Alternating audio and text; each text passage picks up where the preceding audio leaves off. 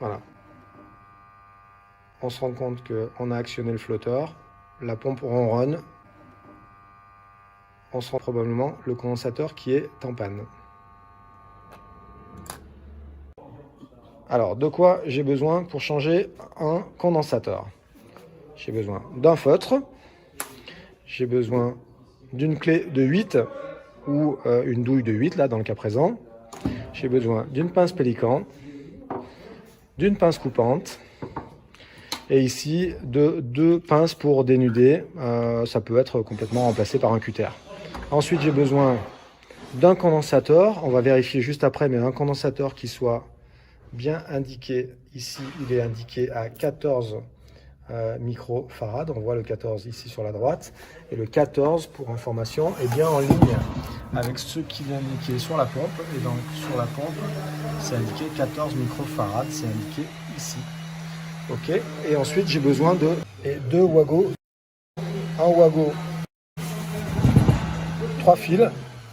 Un wago de 2 fils. On verra que c'est mieux pour optimiser la place à l'intérieur de la tête de la pompe. Donc je commence par marquer la tête de la pompe pour m'en souvenir après pour le positionnement de la tête. Ok, super. Ensuite, on attaque concrètement le démontage des 6 vis.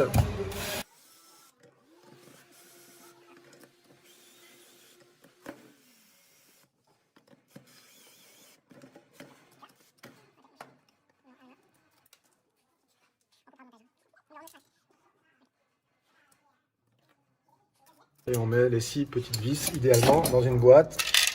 Voilà, les 6 petits boulons dans une boîte pour éviter de les perdre ensuite. Donc on enlève le capot, on ouvre et on vérifie l'état du condensateur.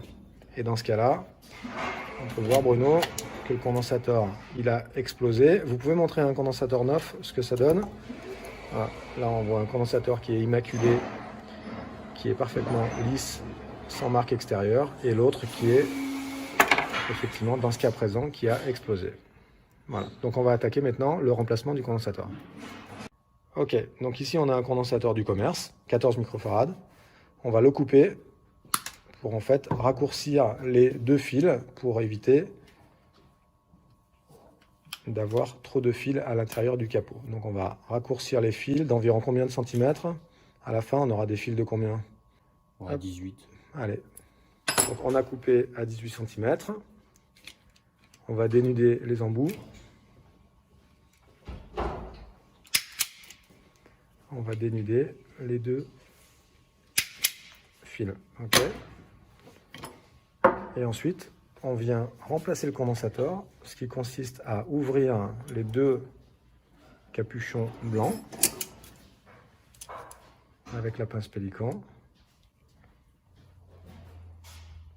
Hop, parfait. On vient, parfait, serrer un petit peu et on vient démonter le capuchon. Ok, super. Donc, à partir de là, on va pouvoir enlever le condensateur défectueux. Voilà. Voilà, donc on enlève le condensateur défectueux qu'on pourra jeter et remettre le nouveau condensateur à la place. Est-ce qu'il y a un sens pour le condensateur? Non, pas de sens pour le condensateur. Bruno vient de dire non. On utilise le wago. Donc un wago, 2 fils. Ici, et un wago qu'on va mettre de l'autre côté, ici. Et là, on a raccordé un des 2 condensateurs.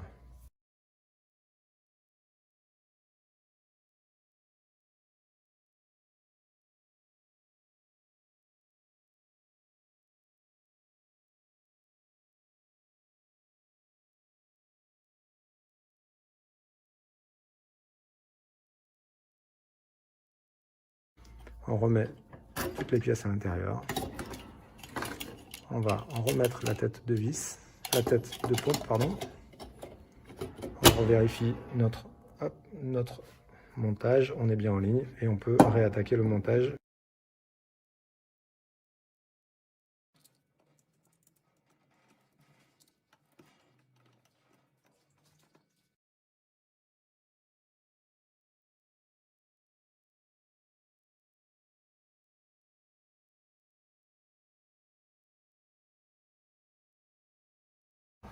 Donc on va serrer en étoile. Donc en étoile, ça veut dire qu'on fait toujours des vis opposées. Enfin, un écrou opposé.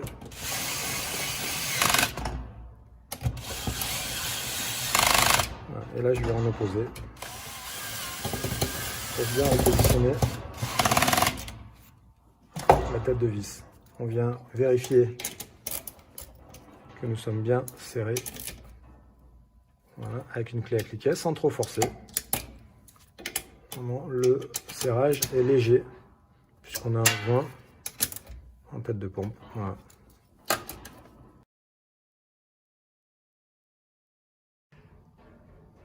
Donc, le capot est remonté, le condensateur a été changé. On va tester maintenant, on a remis l'électricité au niveau de la pompe et on va tester le flotteur. Voilà, et là, la pompe fait un bruit normal. Et on pourra même tester en vérifiant à l'intérieur de la pompe. Là, on voit la roue. Et en actionnant le flotteur, la pompe s'est arrêtée. Parfait.